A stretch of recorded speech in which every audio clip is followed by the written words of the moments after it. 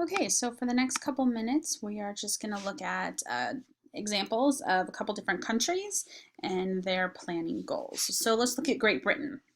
The planning goals in Great Britain. Okay, so just a couple of their goals. They wanted to limit the growth of London and a few other cities. London was the global city. It's a global city now. The biggest city, lots of growth in London. Not so much in other cities. So you see London filling up with people, being really prosperous economically, and that's just not the same. There was a lot of disparities between that and some of these outlying cities. So one of the goals is to limit London's growth.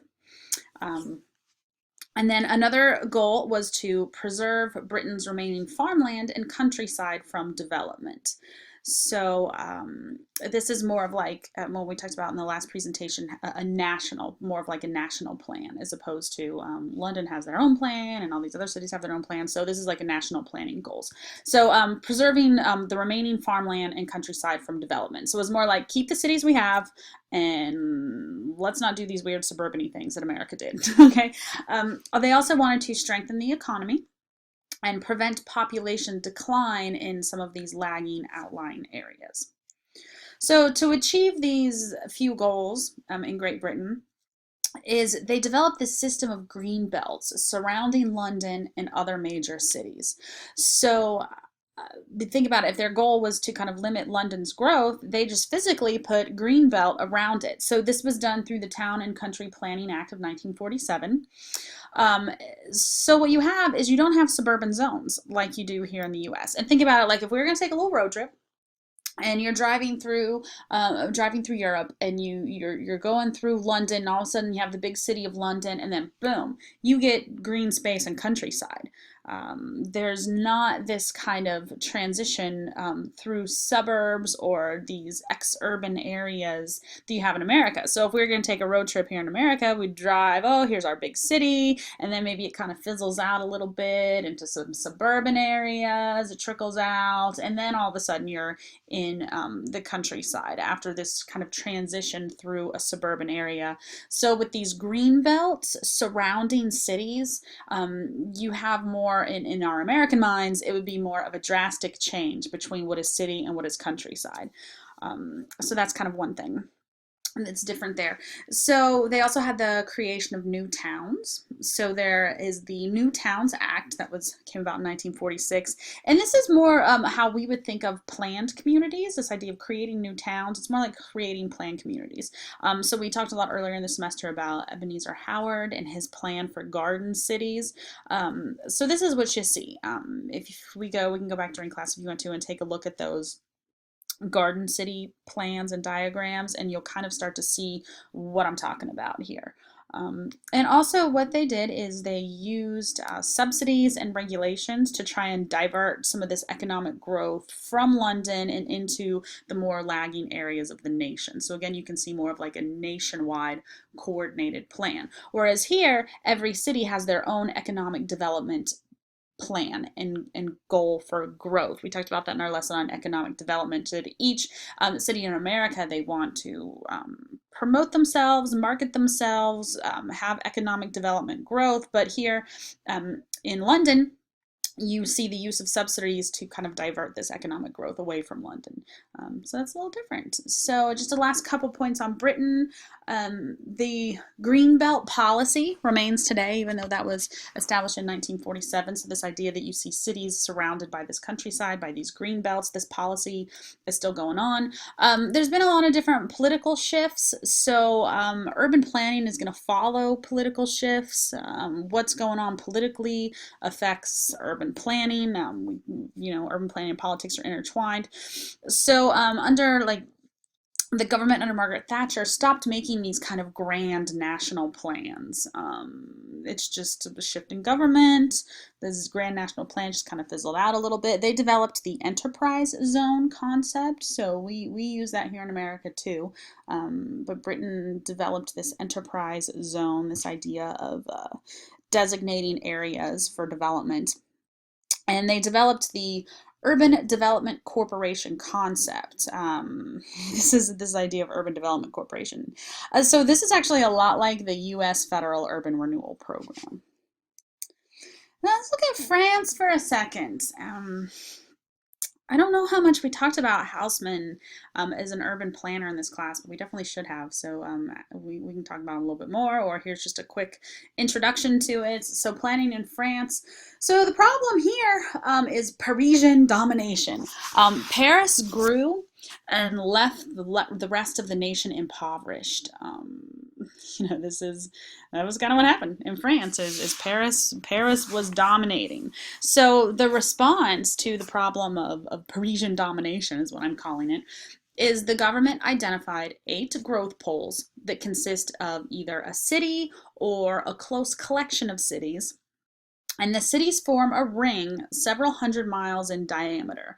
So the government wanted to divert public investment into these 8 poles. It's like establishing, they're growth poles, growth areas.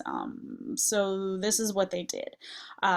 They wanted to do some investment in higher education facilities. They had limited access highway system. What this meant, it wasn't like a highway system where there's a lot of exits, right? A lot of entrances and exits on and off the highway. It was more of a limited access highway system.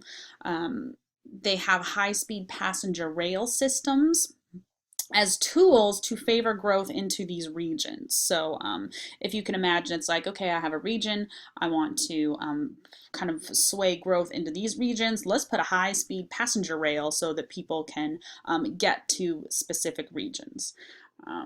Instead of just kind of like a highway system where individuals can go on and off, on and off, on and off to all these different types of places, maybe like you would see in America.